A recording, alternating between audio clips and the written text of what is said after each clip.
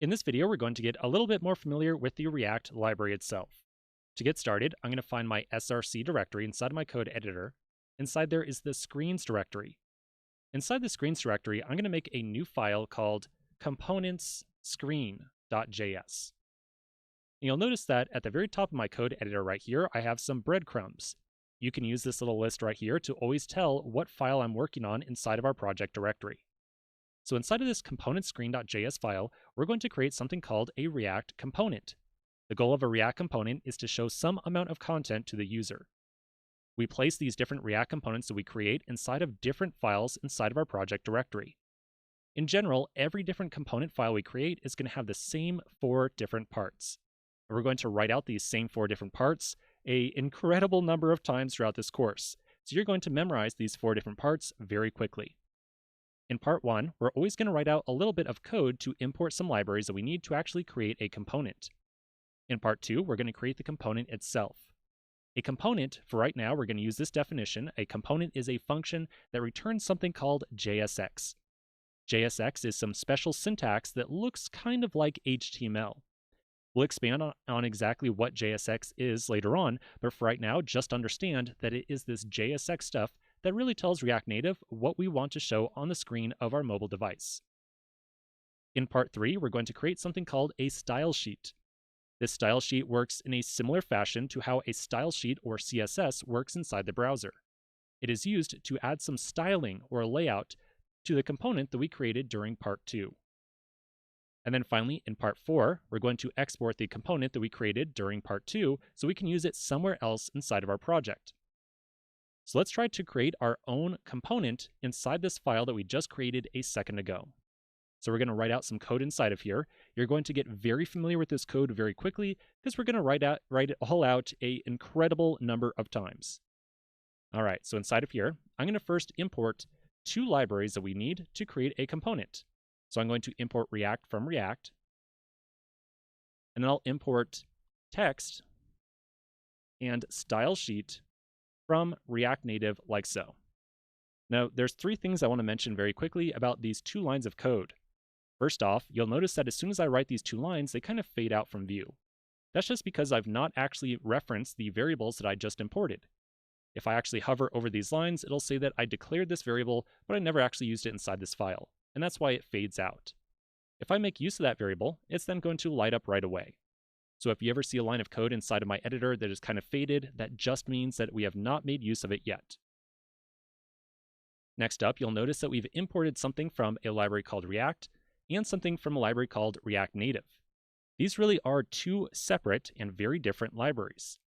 The React library is all about how different components work together. So usually when we create an application, we're going to assemble many different components to actually build our app. The React library has a ton of code inside of it that knows how to make different components work together. The React Native library, on the other hand, knows how to take some information from those components and use it to actually show some content on the mobile device. So each library has its own separate job. The other thing, or last thing, third thing that you'll notice about these 2 lines is that on the first line, we added in no curly braces, but on the second one, we did add in some curly braces. So the difference here is that on the first line, we are importing the entire React library into this file. On the second line, we are importing 2 very small pieces of the React Native library. So these curly braces means that we want to import just 1 or more very small parts out of a given library. And like I said, in this case, we want to import 2 different things, one thing called text and another one called style sheet. In general, throughout this course, I'm going to tell you exactly when we need to use curly braces and when we don't, and over time, you'll come to learn these rules on your own. Okay, so that's part 1. We've now imported some libraries that we're going to use to create a component. So now in step 2, or part 2, we're going to actually create our component, and that is a function that's going to return some amount of JSX. So right here, I'm going to create a new function using the const keyword. I'll call it components screen. So that's the name of my component. I'm then going to assign it a function like so. Throughout this course, for all of our different components, I'm going to generally be using arrow functions, but you could just as well use a keyword function instead. There's no effective difference for most of the work that we're going to be doing between using a keyword function or an arrow function.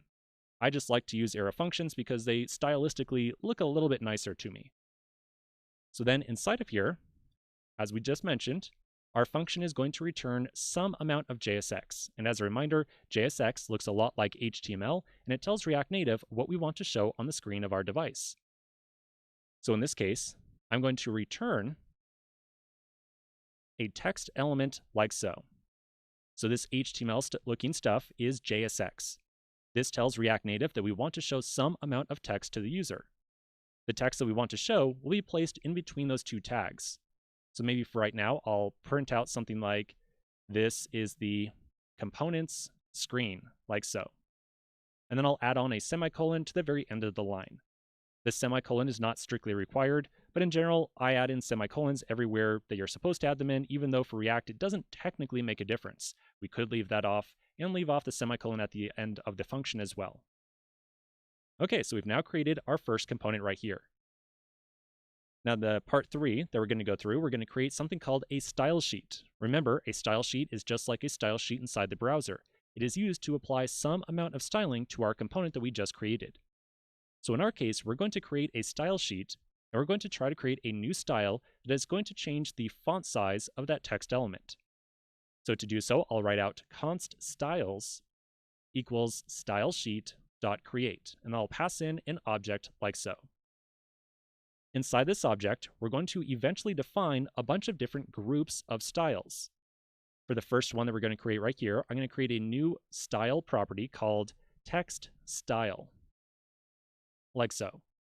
So you can think of this as creating a grouping of different styling rules that we're going to apply to a name called text style.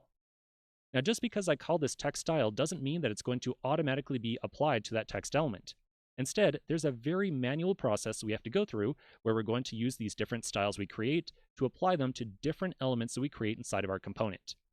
We'll go into great detail in that later on, but for right now, let's just add in a little bit of code.